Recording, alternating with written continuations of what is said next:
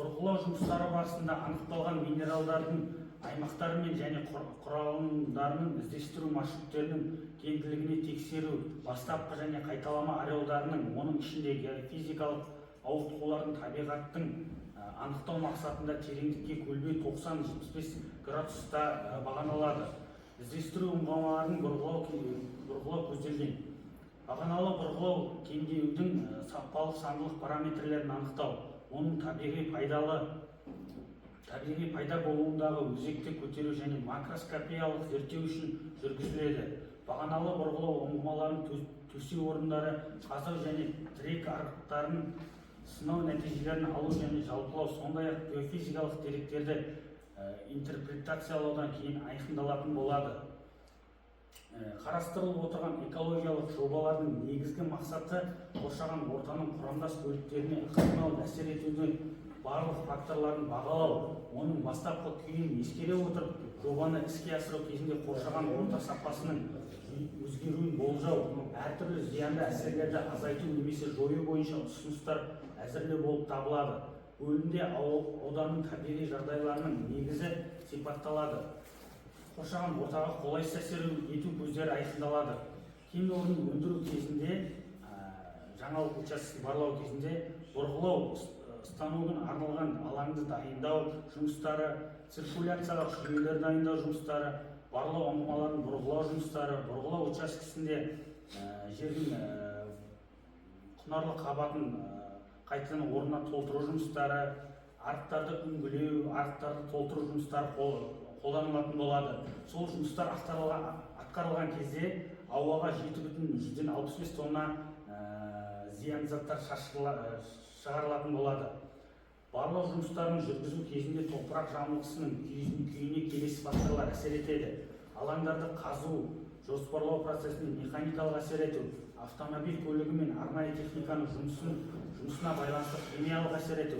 Қазақстан Республикасының экологиялық кодексінің 238 бабына сәйкес жер қойнауын пайдаланушылар жер қойнауын пайдалану жөніндегі операцияларды жүргізу кезінде, сондай-ақ жердің бұзылуына байланысты құрылыс және өзге де жұмыстарды жүргізген кезде бүлінген жерлерді қалпына келтіру жүзеге асыруға міндетті. Әрбір қызметтің нәтижесінде өндіріс және тұтыныс қалдықтары түзілетін жеке және заңды тұлғалар оларды меншік иелері болып табылады. Және олар пайда болған кезден бастап қалдықтармен қауіпсіз жұмыс істеуге жауапты болады. Қалдықтардың түрлері қалдықтарды жіктеуішінің негізінде айқындалады. Өндіріс және тұтыну қалдықтары бұл өндіріс және басқа қызмет барысында немесе аяқталғаннан кейін, оның ішінде өнімді тұтыну кезінде пайда болатын өнімдерді қалдықтары болып табылады. Осы барлау жұмыстары кезінде кен орнынан келесі қалдықтар түзілетін болады. Тұрмыстық қалдықтар 0,4 тонна жыл болып табылады. Майлы шүберек 0,4 тонна жыл болып табылады. Бұрғылау шламы және басқа бұрғылау қалдықтар 4 тонна жылы болып табылады. Өндірістік экологиялық мониторингке келетін болсақ, бірінші және екінші санаттағы объектілердің операторлары Қазақстан Республикасының экологиялық кодексінің 182 бабының талаптарына сәйкес өндірістік экологиялық бақылауды жүзеге асыру міндетті. Аталмыш кен орнының ауаны ластауыш көздері бойынша өндірістік мониторинг, операциялық мониторингі, қоршаған ортаға эмиссиялар мониторингін, радиациялық және әсер ету мониторингін жүргізуді қамтиды. Нысанның жұмыс процесінде туындауы мүмкін қоршаған ортаға ықтимал әсерін ескере отырып, жобаланатын жұмыстардың қоршаған ортаның құрамдас бөліктеріне теріс әсерін болдырмау бойынша бірқатар шаралар қарастырылған.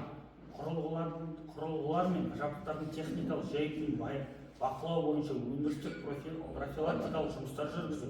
Жүргізілетін жұмыстардың қоршаған ортаға теріс әсерін қадағалау бойынша арнайы аккредиттелген лабораторияның көмегімен өндірістік экологиялық мониторинг жүргізу. Тұрмыстық қатты қалдықтарды және өндірістік қатты қалдықтарды уақытында арнайы мамандандырылған полигондарға тасымалдау. Жылдың көктем күзгі мезгілдерінде санитарлық қорғау шекарасының негізінде көгалдандыру жұмыстарын жүргізу.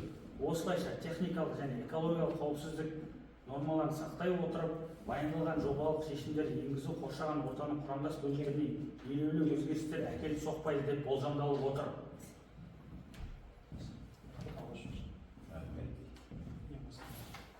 Менің қысқаша баяндамам осы. Жаңағы түсіндіріп кеткен қазір бір ауыз айтып кетейін.